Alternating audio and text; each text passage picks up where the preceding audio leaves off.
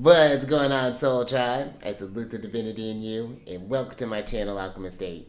Justin here, and are you ready to set some intentions this week? Because we got a lot of energies to work with. The sky's back on. It's so interesting. We went from having just like maybe like one aspect, maybe one ingress, and now it's like literally someone just turned the lights on in the middle of our nap. But it's fine because what I like about the transits this week is that it starts off with some opportunity and some flow. We get into a little bit of tension, maybe a little bit of conflict there, but then it ends with some more opportunities that are coming through mix, and then a comprehension of everything that we went through. Because depending on when you're watching this, and if you got your sun in Gemini, happy birthday, happy birthday, happy birthday, happy solar return. I got a bunch of Geminis to reach out to. But this would be a great time if you do have your sun in Gemini. Down in the description box, hit me up. This would be if you want to do, especially if you want to do like your solar return chart, see what energies are coming up for you for the year. The solar return, just as an example, can be a very fruitful chart for you. To find out what are some themes to kind of build on the foundation that is you. I did one, but I'm thinking about a couple years ago. I was in like a third house transit, and I mean it was just busyness. I was like going around on short trips with friends. We were driving around all over the place. I was walking everywhere around. I was doing like these daily walks, and I got to talking with different neighbors and establishing these relationships and just learning. Just give me podcasts and books and all of the things. So a lot of journaling. So it was fascinating. And then this year's been more of a kind of self-focus. My charts are just very self-focused anyway, but it's really been kind of like, okay, how can I embody that more? And it just helps you just to be more intentional, to kind of show up more. And when you show up, an angel shows up. So, but this is, yeah, if that's something that you want to do, or just see what transits are coming up for you for the year. If there's some big ones to take some opportunities on, definitely check that out. But if you're new here, again, my name is Justin, and one of the things that I do in this channel is talk about the Celestial News Weekly, the chit chat that goes on up in the sky. And I'm going to be covering the week of May 15th through the 21st, 2025. And let's get into this thing. Because on a Jupiter day, the 15th of May, at about 4:54 p.m., and that's going to be Pacific time, the sun is going to be forming a sextile with the North Node and a trine with the South Node. And this is going to be happening at 25 degrees and 23 minutes. The sun is in Taurus, and the nodes are in Virgo and in Pisces. Now, when you think about the sun, this is the thing that fuels the body. This is the soul. You can think of it in a sense. It's the higher light of the mind, where that connection with source, with the angel, with the universe, spirit, however you connect with those energies. That's where that sun energy gives the chart life in light. And so, this could be a great time when we're thinking about the nodes, which are, when you think about the North Node, I like to think of it as where you're going. It's uncharted territory, an area of the chart that's maybe needing some mastery. And the South Node is where you've been, where you can call upon your wisdom in that foundation to make these informed choices that you're making of, do I want to continue this trajectory, or am I ready to break maybe the cycle that I've been in, if there's been a repetitive thing. But let's talk about the trine with the South Node for the sun, because the sun in Taurus, this could be a great time for you, or this would have been a really great time, and we can still wrap this up here, of allowing because Taurus is a very fertile, creative energy and very practical. When you think about Taurus, it has a lot of perseverance, a lot of patience. The fixed signs have stamina, which we're going to talk about in the next aspect for sure. But this would have been a great time to think about the things that your soul maybe wants you to create, that wants you to manifest, that you wants you kind of nurture into to existence there. And when we're thinking about the South Node, this could be seeing at, maybe looking at, okay, I've been wanting to maybe start up a business, for example. And you could be looking at, okay, this is how I've been spending my time. This has been maybe interrupting this flow. Maybe I've been procrastinating here. I've been maybe to make more time there. And in doing that, then the sextile energy, which is like opportunities, excitement, things along those, like it can open doors doors for you with that north node. Maybe you find yourself, maybe you're a friend, maybe, you go to do some networking, and then this opens a door for you, get you a lead to get you a prospect. Or this could be where maybe you go to talk to some friend who gives you a health tip for something that's, maybe changes the game up for you. So just you want to look to see where you have Taurus, Virgo, and Pisces in your chart. But what I really like about this too is that Virgo energy is able to really kind of analyze pattern recognition. What have been some themes again that maybe have been getting in the way of your soul path here?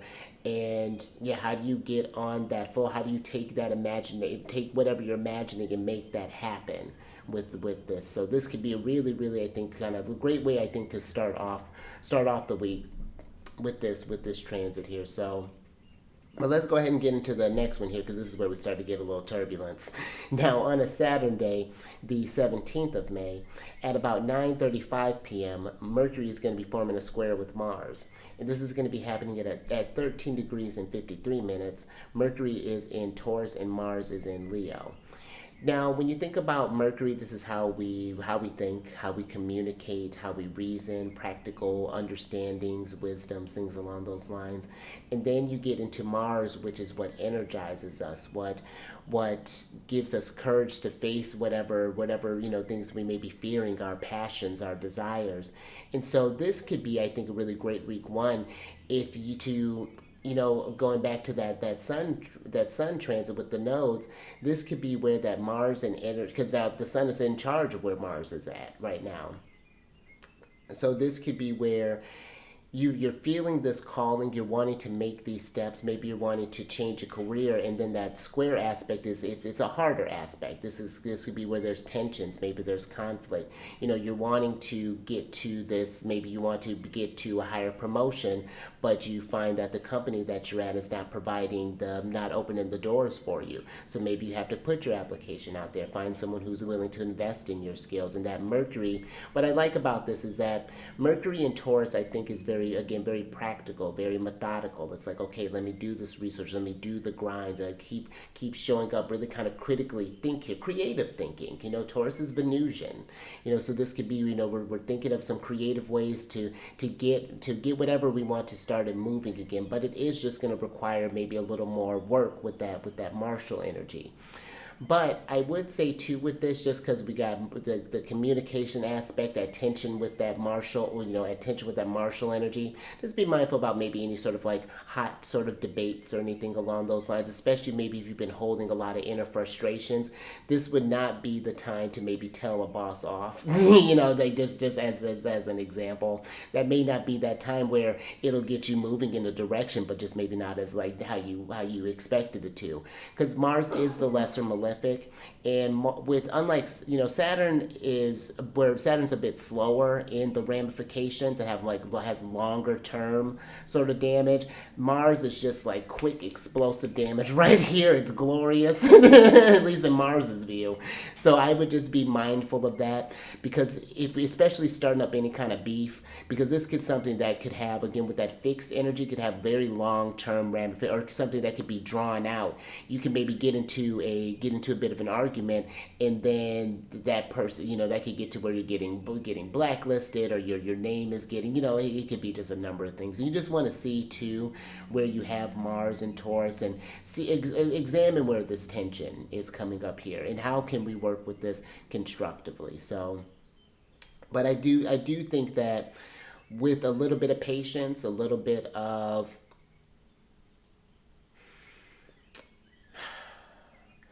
patience and a little bit of perseverance, that I think that this aspect doesn't have to just be hard. It could be something we can do hard things, and it could be something that can yield you can have a breakthrough, potentially with this energy, have some sort of reach some sort of got it. So, but let's get into the next energy here, which is on a Sunday, the 18th of May. We still got a little bit of square energy. At about 11:46 a.m., Big Papa's going to be forming a square with the nodes, and this is going to happen at 25 degrees and 5 minutes. Jupiter's in Gemini, and the nodes are, like I said, in Virgo and in Pisces.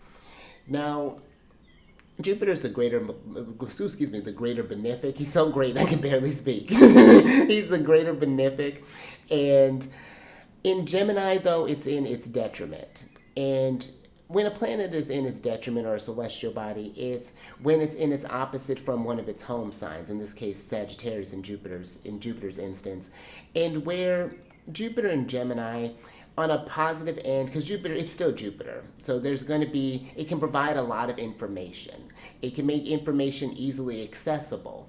But because of that, there can be an overflow of information. This could be very easily overwhelmed by the big picture and just getting lost in the details of the things. You know what I mean? Because Gemini is going to be curious about all of the things and maybe spread itself too thin or just like gets on these sort of like fruitless endeavors, you know, just kind of just, you know, so that's just something I would pay attention to with the squares, seeing where maybe again, maybe we've been spinning our wheels or, you know, kind of running around or maybe chasing our tails in a sense. And this could be just like a, you know what, because Jupiter expands our worldview.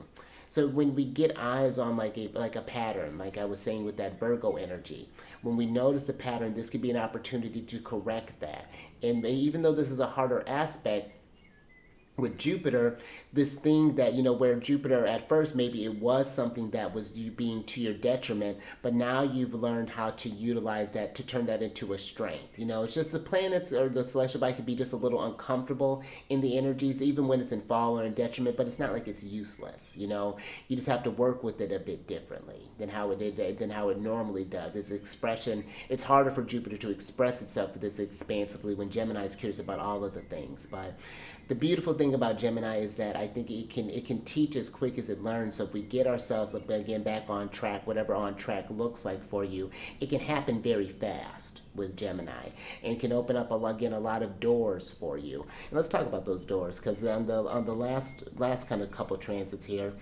on a Mars day, the 20th of May, at about 2:38 a.m., the Sun is going to form a sextile with Saturn. And this is happening at 29 degrees and 37 minutes. The Sun is in Taurus and Saturn is in Pisces.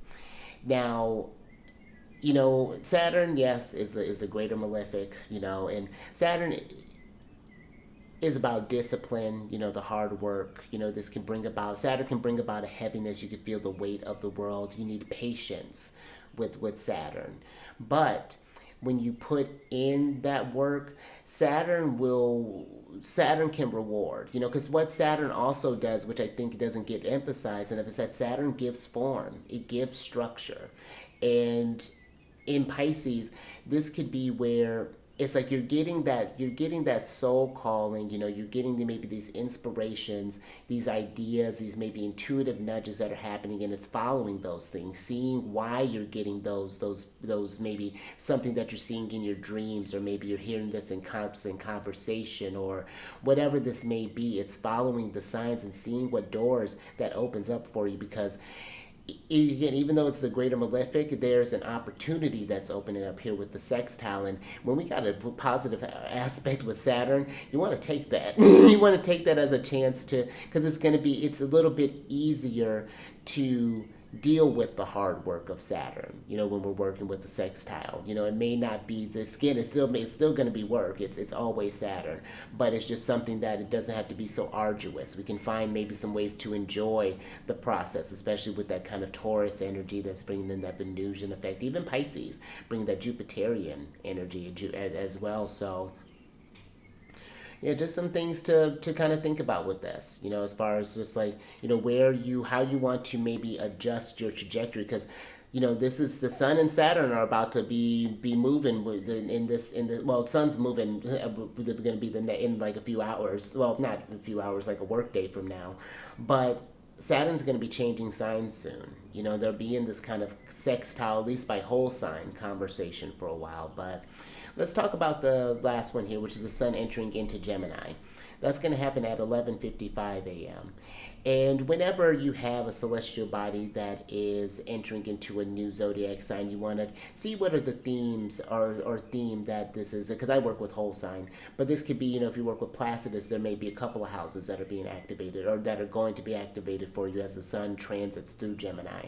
But you just want to see what is the Sun lighting up for you with this energy. Because Gemini is the they're ruled by Mercury, and they are the the mutable air sign, and they're active or yang in nature. And it's a pretty common, I think, a pretty good consensus across the board that everyone would agree that Gemini is really quick. It's like it's not just like in being funny, but it's just like just has a very the energy has a very powerful mental capacity. Again, they can absorb things like a sponge, and Gemini gets talked about as just like the communicators. But in order to do all that stuff, I think something to talk about with Gemini is their their observatory skills and abilities. That innate kind of curiosity is just like, ooh, what's that? What are these sounds? What are these? Why are they making these gestures? It's just like Gemini really takes it all in, and that it's really fascinating to watch that. And so this could be where the sun entering here, you could Gemini, they're represented by the twins, and you're thinking about duality.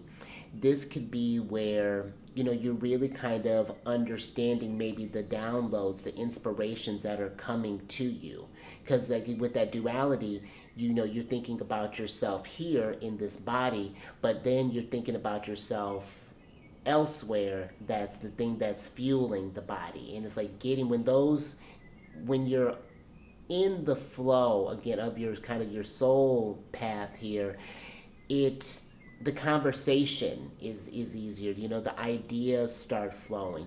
Things just start seeming a lot easier and more natural to you. So this would be, I think, a great time just with Gemini energy in general to not just communicate, but to listen to the signs, and maybe even just like write down what you're noticing. Really kind of like, Gemini is not just great for that. They're great, I think, writers and scribes. And so, but there is an oracular energy with them, because Mercury is like really how we understand the divine energy. And I think with the Gemini, this is, I always say this is a great time to get curious, but I think really getting curious about oneself too, and how we are communicating with others, and how we are participating in others, and how we participate in like a grander scheme of things, how we're spreading the information around, because we're all connected to that kind of that source energy. So it's some bigger thoughts that are kind of coming. I'm believe that's at that Jupiter, but I do think that, yeah, again, wherever you have Gemini, look to see what the sun, what themes are the sun, just on a more kind of grounded level. This would be just, again, like maybe this is coming up in like for Leo rising, just for example, I have a Leo rising. This is going to be activating like your networking space. This is like getting involved with groups. This is friends, associates, benefactors, patrons, your future, your hopes, dreams, wishes for the future. So this could be themes you're thinking about that. Maybe you are doing a bit more networking. Maybe you need to do more. I'm thinking about that. Yeah, of course.